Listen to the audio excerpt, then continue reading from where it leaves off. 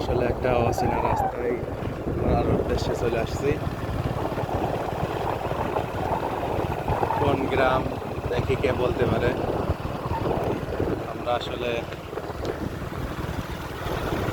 মধুসূদন ভাই, সামনে আছে হিরো সাফাতুল ইসলাম মন্ডল, সাফাতুল মন্ডল।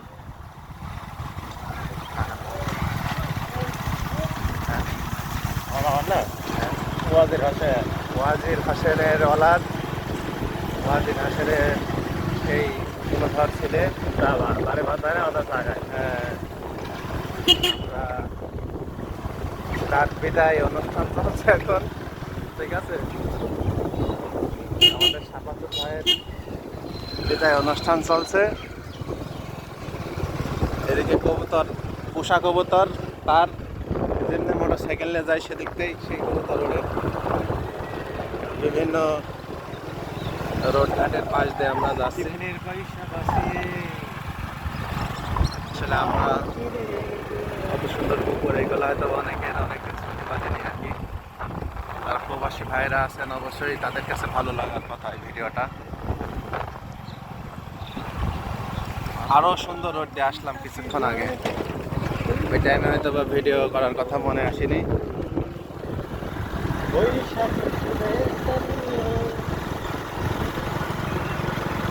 মানে একদমই নির্জন, কোনো যদি ভালো একটা পথের সন্ধান থাকে, যদি পথে কোনো নির্জন দৃশ্যগুলা থাকে তো এই রোডেই আছে। আশা করি ভালোই লাগছে সবার এই ধরনের মেঠো পথ আর সুন্দর গ্রামীণ পরিবেশ। মাঝখানে একটু দুটো একটা বড় লোকের ছোঁয়া, দুটো একটা ভিআইপি বাড়ি।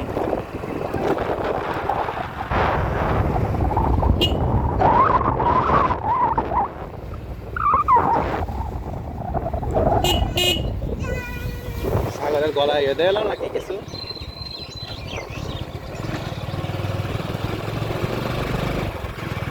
আসলে এই দুই দিন বৃষ্টি হওয়াতে পরিবেশটা খুবই ভালো লেগে গিয়েছে।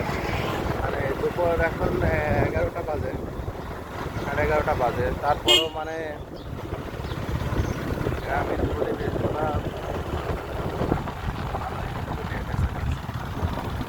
জসিম ভাই কিছু বলো। জসিম ভাইয়ের কিছু বলার নেই, জসিম ভাইয়ের মুড ভালো আছে। জসিম ভাই ভিডিওর সামনে সে কিছু বলবে না, ভিডিওর আড়ালে সে অনেক কিছু বলে থাকে। ঠিক আছে,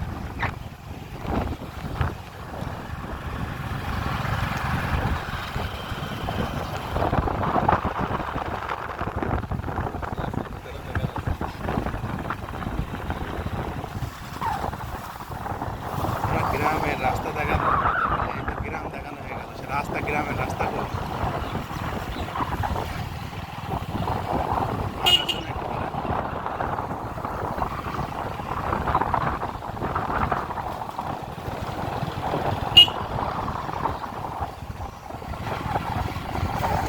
খালি গলা একটা গান গায়।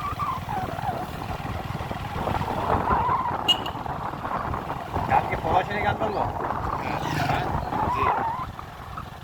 বিদেশ মানেই তো যন্ত্রণা, আয় আসিলে কে বুঝিতে পারবে না। প্রবাস মানেই তো যন্ত্রণা, আয় আসিলে কে বুঝিতে পারবে না। ছেলে মোদের বাংলাদেশ, কষ্ট মোরা প্রবাসে। ছেলে মোদের বাংলাদেশ, কষ্ট মোরা প্রবাসে। কেমনে দিন যায় আমি জানি না। প্রবাস মানেই তো যন্ত্রণা, না আসিলে কে বুঝিতে পারবে না। করে সকাল 5টায় শুরু করি, বিকেল 5টায় শেষ। 12 ঘন্টা ডিউটি করি, 1 ঘন্টা না রে। সকাল 5টায় শুরু করি, বিকেল 5টায় শেষ। 12 ঘন্টা ডিউটি করি,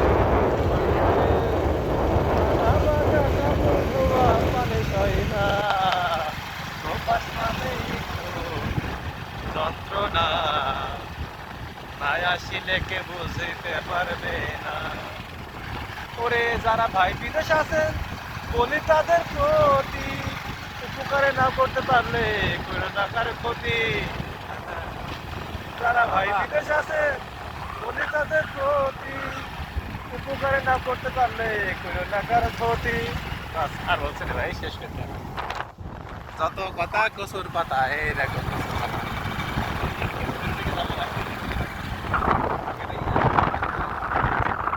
চলো, সাপ আছে বটগাছের নিচে।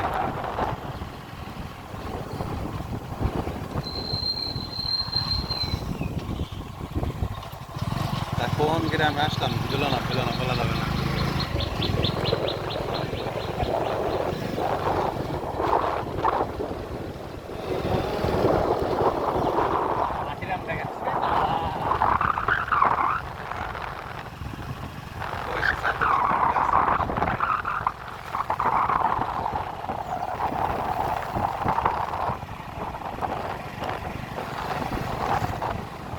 কি ব্যাপার, এখনো ভুট্টা আছে?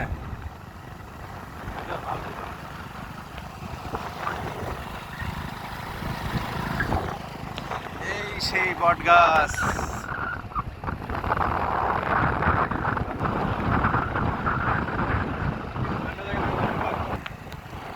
সেই বট গাছের পাশ দিয়ে চলে যাচ্ছি অচেনা শহর।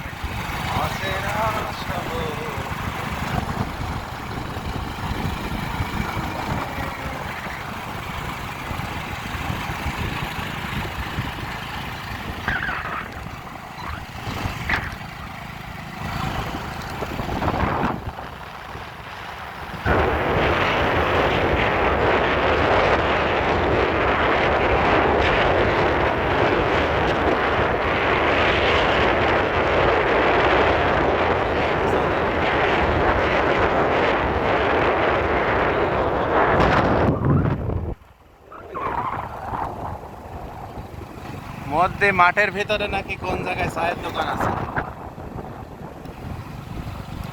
এই এলাকায় তো দেখছি খালি বট গাছ। শান্তি জায়গা না, এই জায়গা না, কত শান্তি। ওইটা কি গাছ? ওইটা বট গাছ। এই জায়গা পরবর্তী মতন মাঠের মাঝখানে দেখেন ছায়া, বট বৃক্ষ ছায়া।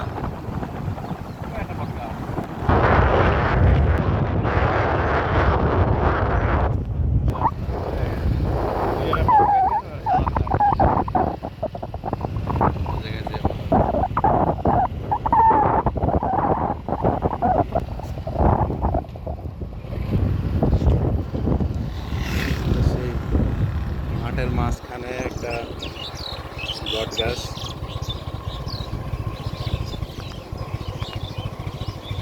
এখানে চা খাবা?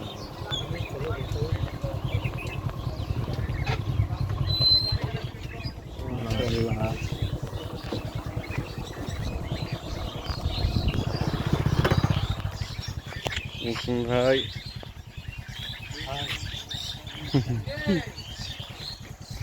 না ধরো আমার কথা, চলো। এই যে আমাদের সেই মামুন ভাই, নায়ক ভাই। এখন মামুন ভাই চা খাবে। এই যে একটা বিশাল বট গাছ দেখেন, আর আমাকে সে নায়ক ছেলে। এই যে আর একটা হিরো, না না হিরো।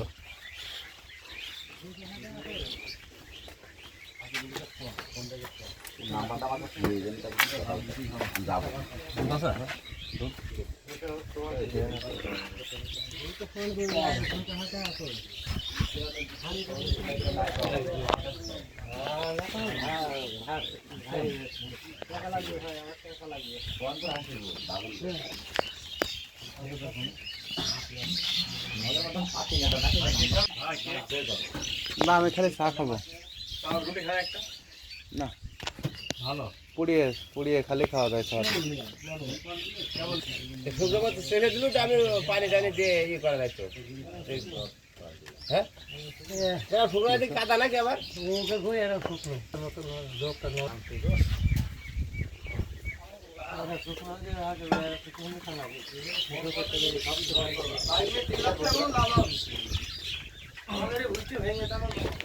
না কালকে লাগাবো তোমার ভোক্তা আসলে সেদিন লেটার না টাকা লস হবে